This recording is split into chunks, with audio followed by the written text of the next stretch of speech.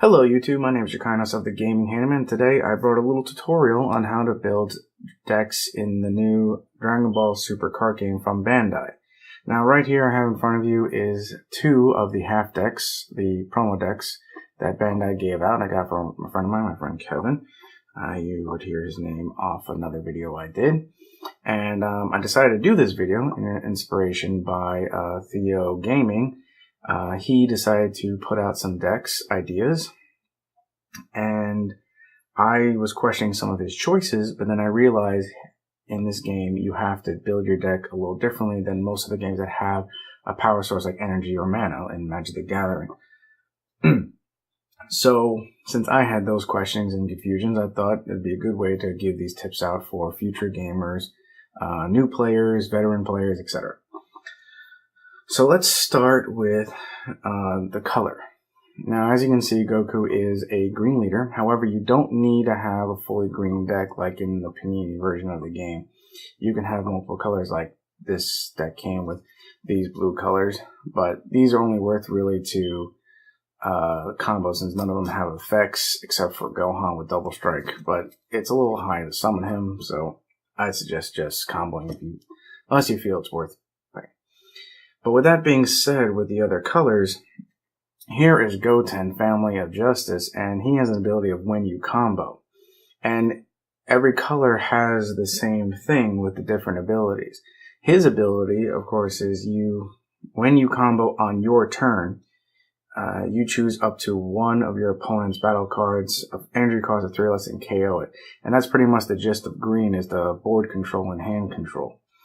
I don't have the other cards with me right now, but I'm going to post an image, and we will talk about them in sequence. So the first one up is going to be Furthering Destruction Champa. Now, when he combos, you can choose one of your attacking cards, and it gains double strike. Now, this deck here comes with a lot of cards that say double strike on them. This says double strike, this says double strike, but, like this... Krillin doesn't have double strike, but he's a blocker, so you wouldn't. But here's Slasher Trunks. He has double strike, but he can't go against battle cards, so he'd be perfect against the leader card with double strike. The next card is Ultimate Judgment Jocko. Now, he allows you, when you combo, to choose one of your opponent's combo cards and return to their hand. This is really best done when you are on the defensive, even though it doesn't say during your opponent's turn, but I would only probably use it then because it clearly says choose one card in your opponent's combo area. You can't really do that if you're the attacker because you already passed the situation. But that's really great. So if you have a card and you're on the defensive and they're doing 30,000 and you can't stand that, then oh look, you boosted yourself and giving yourself a fighting chance. The next one in yellow is Zarbon, the Emperor's Attendant. During your opponent's turn, so again, you can only do this on your opponent's turn. When you combo with this card, choose up to one of your battle cards and switch into active mode. Now, this is only really good if you don't want to lose a battle card that's in rested position, because you can only attack rested position battle cards. Yes, I do know there are some with the ability to do otherwise, but attack rested active position cards. Just in general, you want to make sure to protect them. So you have that card.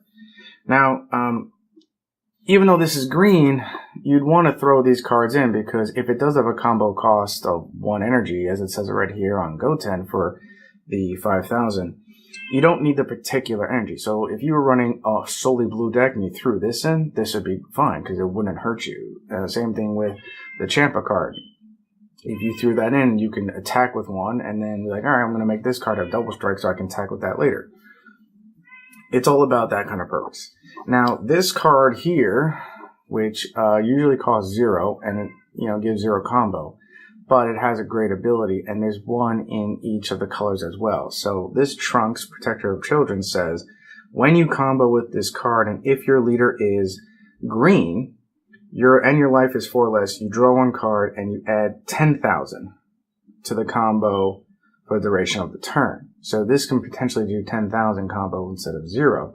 And again, like I said, this one's for green, so you're not going to want to put in the others in a a non, unless they come out with dual colors, which they might in the future. But there are others. So and again, I don't have them, so I'm going to just put the picture up there, and you can read along with me. So the first one we have is Divine Aid Vados, and when you combo with this card, again, it does the exact same power. 4 or less, you draw a card and you gain 1,000. In blue, we have Boost Attack Piccolo, same power. And Dodoria, again, also the Emperor's attendant, just like Zarbon. And again, if your leader is yellow, 4 or less, draw 1 card and gain 10,000. So just be wary of adding what cards for you. I would definitely run 2 or 3 of these. This is definitely a mid to late game card because you need to have 4 or less life. However, you might want to use it as an extra energy card, or you just want to make sure you get it late game. So there's all that. Okay. So the other thing that I found in this game is that there are counters for this game. Now, this particular did not come with any extra cards except for right here, Family Kamehameha, one of my favorite pictures from the Broly movie. The second Broly movie. Look at that. Kicking ass with father and both sons. Yeah! Anyway, sorry. So there are counters in this game, and however, I didn't get one, but I'm going to show on the screen what you could be looking for, and definitely, I would recommend these definitely for every deck to have the certain color for each, certain counters of their colors in their decks. So for red, you have Vado's Assistance, which negates the attack, and then you may switch up one of your battle cards to active mode, which is really good. Again, you can save a card from being attacked because it's rested, or for combo purposes, there's a lot you can do with that. Next is Whis' Coercion. I can't pronounce that well. I should, though. Coercion. There we go. He also negates the attack, and then you can choose up to one of your energy cards and switch them to active mode, which basically means if you have 2 or 3 of these in your hand, you can literally block 2 or 3 attacks, because you pay for it, refresh that energy, pay for refresh that energy. That's pretty sweet. I mean, for a common card, that's really nice. And then in green, we have 2 counters. The first one will be full power energy. This also negates an attack. You then can choose up to one of your opponent's battle cards with an energy cost of 1 or less. That's not that great because you're not going to come across a lot of those, but if your opponent does summon a lot of cards, maybe some blockers that are really cheap and easy, it's definitely understandable, but you're not going to use that power as much. But again, negating attack is negating attack. Don't go get it. Alright, the next one is Raging Attacker Vegeta. Looks like, well, he's battling Beerus and Beerus-sama in the Battle of the Gods movie. Or maybe just the Battle of the Gods arc. Now, he has Double Strike, and it costs 4 and 2 green. And when you counter an attack with him, you have to pay that amount. So make sure you have that. Now, why would you want to do it? Well, it's actually a cat and mouse game if you think about it. Or not cat and mouse, I'd say more of a bait and switch. Because you're going to say, oh, I have nothing to play, so you pass your turn. Then your opponent summons something, and then you can do something really cool, which is this. When you play this card, choose up to one of your opponent's battle cards with energy of cost of 4 or less. Remember, the negate attack said 1 or less. This says 4 or less, which is totally much better. So much better. And so they were about to attack with something really strong and really big, and again, it's before they combo, so they don't waste their combo cards. But if they're going to attack with something that's energy 4 or less, and it already has 20,000, you just summon Raging Attacker Vegeta, and all of a sudden, that card is now gone. Okay, now let's step up to yellow. Yellow has actually 5. That's right. 5. 5, 5, 5. Remember that big number? 5. 5 counters. Here's the first one. Raccoon's Eraser Gun. Now, it costs 4 to play, but check this out. If your leader card is yellow, which means you can't use this with any other leader card, but if your leader card is yellow, you negate the attack. And then afterwards, the opponent's battle cards are unable to attack for the duration of this turn. So let's just say, for example, I attacked with my leader card, and I had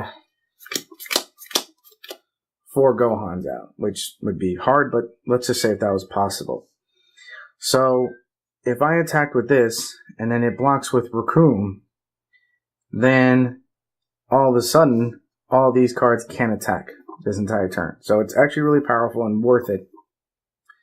So be on the lookout for something special like that. I know it's a high cost, but for an overwhelming block like that, that high cost is not bad. And it's an uncommon card, so it probably would have been rare if it was cheaper.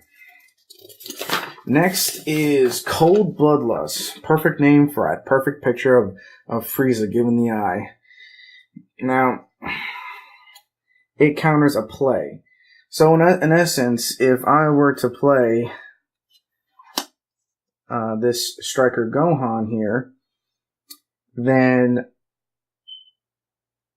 the battle card played would have its skills negated, so he wouldn't have double strike. Now, the one restriction on this card is that your leader must be a Frieza's army. Well, every yellow leader is a Frieza army. The two Friezas and the 1 Ginyu are Frieza's army, so you're pretty much good there if you're going to use a yellow deck. And a small tidbit when it comes to yellow decks, I'd recommend try to go solid yellow. Don't except for the combo cards, don't try and splice too much in it. Yellow has so much to do with blocking and summoning their characters out quickly, so you might want to just stick with that for right now. But like I said, with Cold Bloodlust, he wouldn't have double strike. Now, when it comes to cards with an auto effect, this one wouldn't work. Okay, let's get out here this Impeccable Trunks. When Trunks is evolved, you choose up to 1 card from your drop area and add it to your hand. Now, the question is, and I want to know from either you or anybody watching, or I'll ask the devs in the Facebook group, does Cold Bloodlust negate this? Because this has to come onto play first, and then you get Cold Bloodlust. I would assume it's similar to like Bottomless Trap Hole, a card like that in Yu-Gi-Oh, where it's if a card comes on the field and has an ability about coming on the field, it would still get the effect, and then it gets destroyed. That's what I'm going to assume is. So any autos like this won't stop it, because you're not actually negating the play. Unlike the other counter attack that said negate the attack. If it said counter play as in actually negate the play, and this would go into the discard pile, then I can understand, because this never reached and it would never work. So that's how I say about that. So be wary if things may change. Next one we have here is Crusher Ball, with Jace doing his best volleyball beach impression. And it's a counterplay as well. And what it does is this. If a battle card would be played, it comes into play rested. So pretty much, instead of being played active, it comes into play just like that. Simple as that. Nothing more, nothing less. You can still activate effects if it has one, like Vegeta right here. So for that card, you can still activate his activate main ability, because you don't need to be active in order to activate him. You just have to be able to use it. Unlike other games where you have to tap to activate things, this doesn't need that. Unless it says it. Unless it says rest it to activate it, but this card doesn't. The cost is to take a life card. So it's different. Okay. Next we have Bad Ring Laser. Now this has a picture of Sorbet. I hate Sorbet a lot because he is basically the biggest douche in Dragon Ball. I mean, dude, the hell, man. Alright, that's personal bullshit. Okay. But he counters a counter, which is great. Love to counter a counter. I'm pretty sure it's gonna, with yellow, if there's two yellow decks going at each other, it's gonna be counter versus counter all day.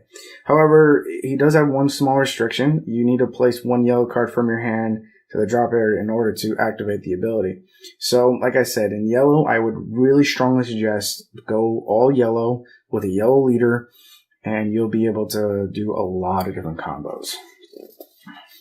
Alright, the next counter is going to be King Cold, Father of the Emperor. Now, just like the Vegeta card I mentioned earlier, he can counter a battle card attack. So it's not when a leader attacks, only when a battle card attack happens. And you play this card from your hand and change the target of the attack to this card. So if your leader card was being attacked, let's just pretend this was the leader card. So let's just say this was the leader card that was being attacked. Well, this gets switched to King Cold. And that's actually really good because, again, it could protect against life. It can protect against, other things being destroyed or wasting of cards, etc., etc. And what's really great is also when he is played, you get to choose up to one opponent's battle card and switch it to rest mode, which is great. So let's just say I attacked with my leader to my opponent's leader. Let's just say Frieza. Well, Cold comes into play. My attack goes then to Cold. And then let's just say I had this Vegeta card out. He can now rest this Vegeta. And now I have nothing to attack with. And if King Cold survives, he survives. But remember, this happens before you decide combos. Because what happens is you declare attack, then declare a counter and blockers, and then after that you go into the defense. You go into the attack step, then the defense step. So that's all the counters that I have to explain. Now there's one last thing I want to explain. Now this deck itself came with a few high cost cards, and there's 4 of each of these in this deck. Now, normally in a deck, you don't want to have too many high-cost cards for one reason or another. Mostly the reason is you may not be able to get the card out early, so you'd rather get it mid to late game. And any of these cards would be considered that same situation. However, since there is no energy sources in this game besides the one that you create with your actual card by placing them upside down, getting a hand with high-level cards in the early game is not the most horrible thing in the world. In fact, actually having a 4 set of each is actually not that bad either. Let's just say I got this as my first hand. 1, 2, 3, 4, 5, 6. Alright? That's my first hand. I would honestly do this. I would mulligan 1, 2, and 3. I'd mulligan all 3 of those cards.